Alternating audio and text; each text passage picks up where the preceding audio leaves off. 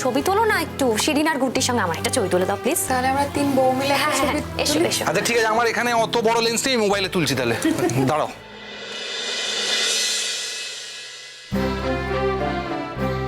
হাসি হাসি হাসি কই? আরে হাসো সবাই মিলে।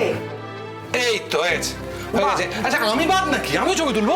না না দাদা ভাই, তুমি এসো না। একদম জুতাজিৎ। হ্যাঁ হ্যাঁ, আমি তুলে দিচ্ছি।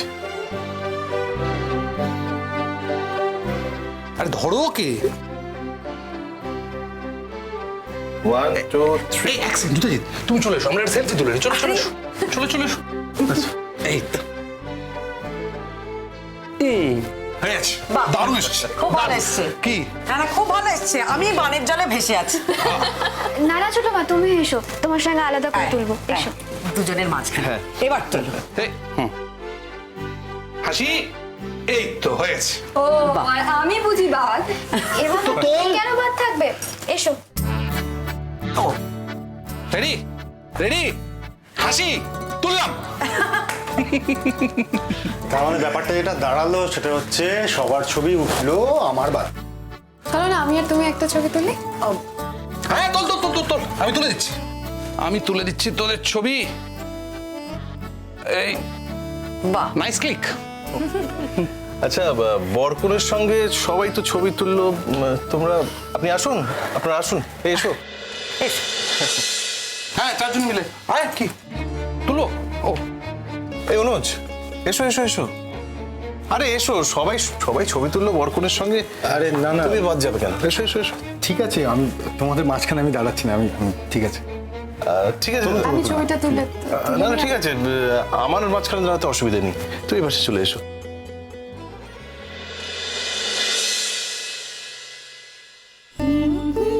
এবার পিগলু একটু হাস। হ্যাঁ পিগলু হাস। গুড্ডি হাসি, সবার মুখে হাসি। ক্লিক। ও বাপরে। অনুজ বলছি চলো এবার আমরা যাই। জানো তো আমার শরীরটা আগের মতো আর ভালো নেই, অত রাত জাগতে পারি না। চলো। হ্যাঁ, তা তুমি গিয়ে শুয়ে পড়ো না, কেন এখানে এখনো ওয়েট করছো? যাও, আমি আসছি একটু পরে। তুমি আর এখন থেকে কি করবে? অনেক রাত তো হলো, চলো।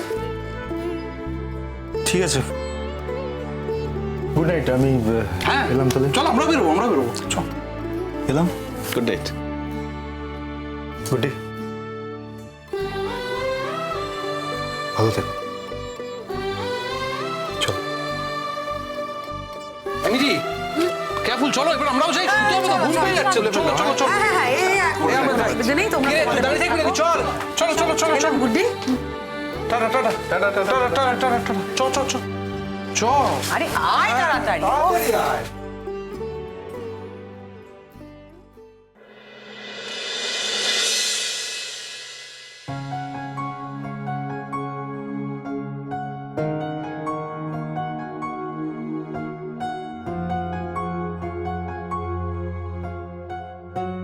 বলছিলাম যে আপনি এবার ঘুমিয়ে পড়ুন। তোমার কি মনে হচ্ছে আমি নিজে জেগে থাকবো আর তোমাকে সারা রাত জাগিয়ে রাখবো? গুড্ডি, তোমার কিন্তু আমার সম্পর্কে এমন ভাবার কথা নয়, কারণ এত অবধি যা হয়েছে তাতে যখন কিছু ঘটেনি তখন বাকিটাও কিছু ঘটবে না। আমি জানি কি ঘটা উচিত আর কি ঘটা উচিত না। আমি তো একটা সামান্য কথাই বলেছি। আপনি অনেক পরিশ্রম করেছেন সকাল থেকে। আমার পরিশ্রমের কথা তুমি ভাবো? ঠিক কতটা কনসার্ন তুমি বলো তো আমাকে নিয়ে? একজন মানুষের সম্পর্কে ঠিক যতটা কনসার্ন হতে পারে, আমি ঠিক ততটাই কনসার্ন আপনার প্রতি। বাহ, খুব ভালো লাগলো এই যে তুমি মানে একদম মনের কথা পরিষ্কার করে বলে দিলে। খুব ভালো লাগলো, আই এম সো হ্যাপি। এরকম কথা তো সবাই বলতে পারে না। সত্যি তো, একজন মানুষ হিসেবে আরেকজন মানুষের প্রতি যতটা কনসার্ন হওয়া উচিত, তুমিও আমার প্রতি ততটাই কনসার্নড, এর বেশি কিছু না। কারণ এর বাইরে তো আমি তোমার জীবনে কোনো রকম অংশীদার রাখতে পারিনি, রাখতে পারার কথাও না। মানুষ হিসেবে আমি আপনাকে যে কতটা শ্রদ্ধা করি সেটা আমি আপনাকে বলে বোঝাতে পারবো না, বোঝাতে চাইও না। আমি তোমার শ্রদ্ধা গুড্ডি, এত শ্রদ্ধার ভার নিয়ে আমি অন্তত চলতে পারবো বলে মনে করি না। আমি আপনাকে এই কথাটা বলতে চাইনি, এটা তো আমার ভেতরের ফিলিং। তবে কি জানেন তো, কেউ যদি কাউকে শ্রদ্ধা করে সেটা না তাকে বলে বোঝাতে হয় না, এমনি বোঝা যায়, তাকে গোপন করতে হয় না। আর আমি মনে করিনি যে এটা গোপন করার মতো কোনো বিষয়, গোপন করতে পারিও নি আর পারবো না। আপনি কি বোঝেন আমি আপনাকে ঠিক কতটা শ্রদ্ধা করি? প্লিজ গুড্ডি, তুমি দয়া করে এবার থামো। এই শ্রদ্ধা শ্রদ্ধা শুনতে শুনতে আমার কান ঝালাপালা হয়ে যাচ্ছে।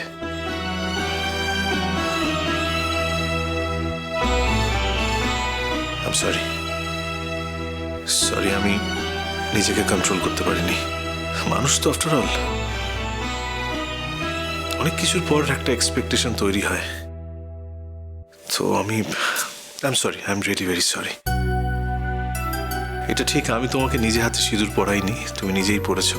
কিন্তু যখন তোমাকে চোখের সামনে দেখতে পাচ্ছি শাখা সিঁদুর বেনারসিতে ঝলমল করছো, তখন আমার এই বউয়ের পরিচয় সারা পৃথিবী তোমাকে জানে।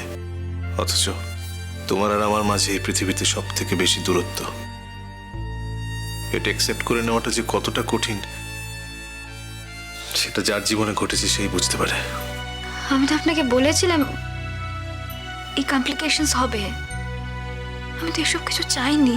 না না না না গুড্ডি, না, কোনো কমপ্লিকেশনস হবে না, কোনো কমপ্লিকেশনস হবে না। আমি তোমায় কথা দিচ্ছি। মাঝে মাঝে হয়তো একটু রিয়াক্ট করে ফেলবো, কিন্তু আমি জানি কি করে নিজেকে কন্ট্রোল করতে হয়। আমি এমন কিছু করবো না যাতে জোর করে তোমাকে আমায় থামাতে হয়। সেটুকু সম্মান, সেটুকু সভ্যতা বোধ আমার আছে গুড্ডি। আর কিছু না হোক, আত্মসম্মানের জায়গায় আমি কোনোদিন কম্প্রোমাইজ করিনি, আজও করব না।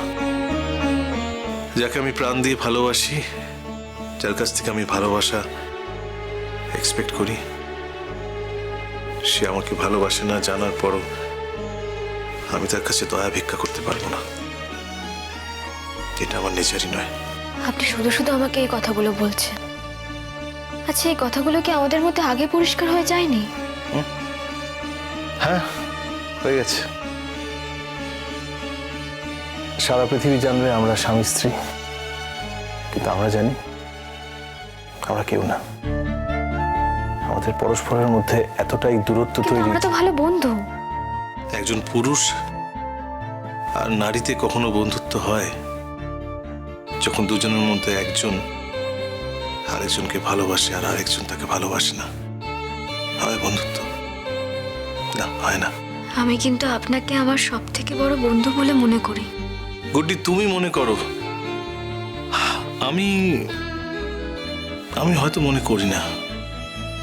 মানে তোমার মনে হওয়া আমার মনে হওয়া যে সব পয়েন্টে একই হবে তেমন তো নাও হতে পারে।